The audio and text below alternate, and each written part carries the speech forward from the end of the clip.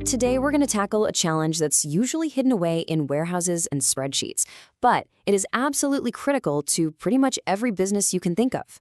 It's the basic inventory challenge, and we're going to break down why getting it right is both incredibly hard and incredibly important. So, let's kick things off with a bit of a riddle. What could possibly connect expired milk at the grocery store, a car factory grinding to a halt, and a customer furiously typing out a one-star review? I mean, at first glance, they seem totally unrelated, right? Well, the answer is that they are all symptoms of the exact same core problem, a breakdown in inventory management. Yeah, it's this invisible force working behind the scenes that can either make a business run like a beautifully oiled machine or cause it to just fall apart. And that really gets to the heart of our first big idea here. Most people, when they hear inventory, they just think of stuff on a shelf, maybe a cost on a balance sheet. But that is a massive underestimation. It is, in fact, a huge financial asset. And when I say huge, I really mean it. For a lot of companies, we're talking about 25 to 40% of their total assets being tied up in inventory.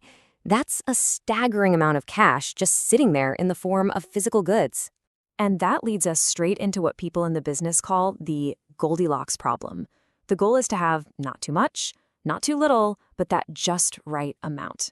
The only catch? That just right sweet spot is a constantly, and I mean constantly, moving target.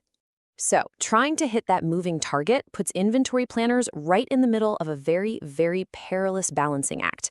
It's like walking a tightrope with some really serious consequences if you fall off on either side. Okay, so on one side of the scale, if you have too much inventory, your cash is frozen, you're paying to store all that stuff, and you're running the risk that it'll just get old or go out of style. But on the other side, if you have too little, you get stockouts. And that means lost sales right now, angry customers who might never come back, and in the worst cases, entire production lines shutting down.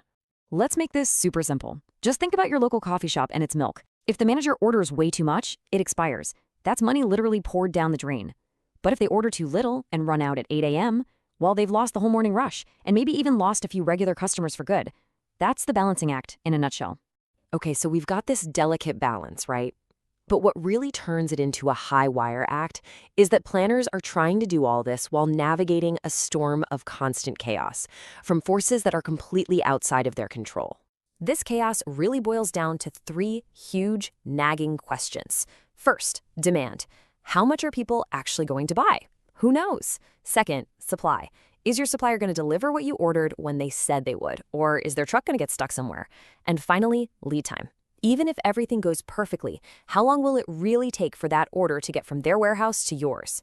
It's a constant exercise in predicting the unpredictable. And hey, if all that external chaos wasn't enough, there's also an internal tug-of-war happening.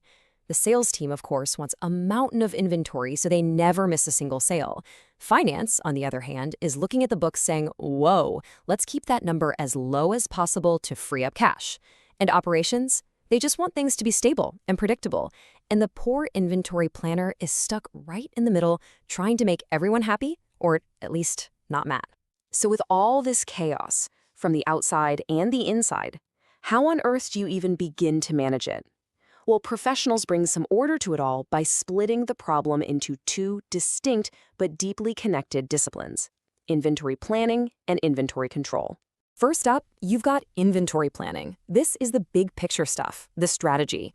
It's all about looking into the future and deciding what should happen. What are our goals? When should we reorder? How much safety stock do we really need? And then you have its twin, inventory control. And this is all about the here and now. It's totally operational. It's about managing what is happening with the physical stuff. How much is actually in this bin right now? Is our computer system telling the truth? Okay, here's the best way to think about it. Imagine you're taking a road trip. Inventory planning is everything you do beforehand. Choosing your destination, mapping the route, deciding where to stop, estimating how much gas you'll need. Inventory control is the act of actually driving the car. Steering, keeping an eye on the fuel gauge, and making sure the doors are locked. You absolutely need both to get where you're going. And this is so important. Because look, you can have the most beautiful, detailed map in the world. That's your plan. But if you can't actually steer the car, it's totally useless, right? And you could be the best driver in the world, but if your map is bad, you're just driving perfectly in the completely wrong direction. That brings us to the critical connection between the two. The whole thing works best when it's a continuous feedback loop. You start with a plan, which sets your targets. That plan leads to action, like placing an order. Then control steps in to verify reality, counting the stock to see what you actually have. And here's the magic part. That reality provides the feedback that informs and improves your next plan. Good control makes for good planning, and good planning makes for good control. All right, so let's wrap this up. What are the big takeaways? First, inventory isn't just stuff. It's a critical, high-value asset.